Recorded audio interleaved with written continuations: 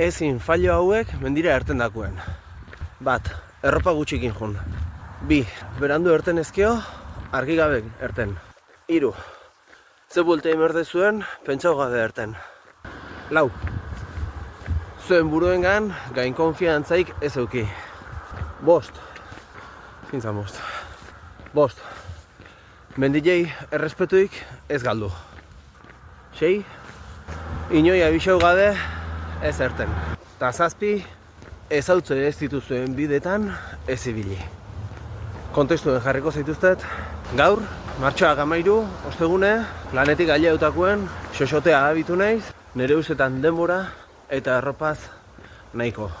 Baina ez, xoxotea gora aileu naizenean laino itxi zeon, temperaturie ikeragarri jetxi da, naiz eta xirie eman deten guanta batzuk eta buf bat guztua hartuko nituen, eta domusa 40.000-eko ibilbidetik jetxi nahi nun, baina nola hain ilune zeon, ez naiz arriskau, ze argik ez neuken, eta pistatik jeizti erabaki dut.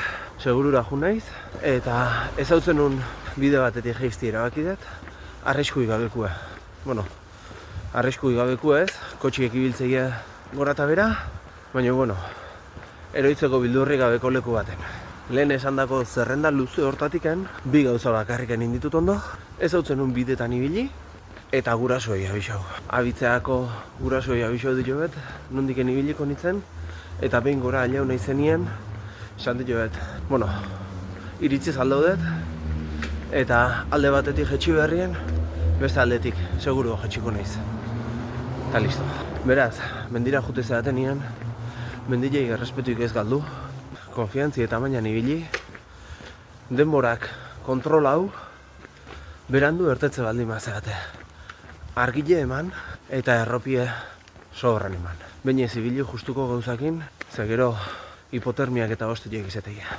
Así que badakizue, urrungoako, zuek kontutan hartu gauza hauek, eta zerbait geizki esan baldin maet, komentaiotan zuzendu mesedez, neure ikisteko nagota. Vale? Venga, haupa zuek, eta haupa gu.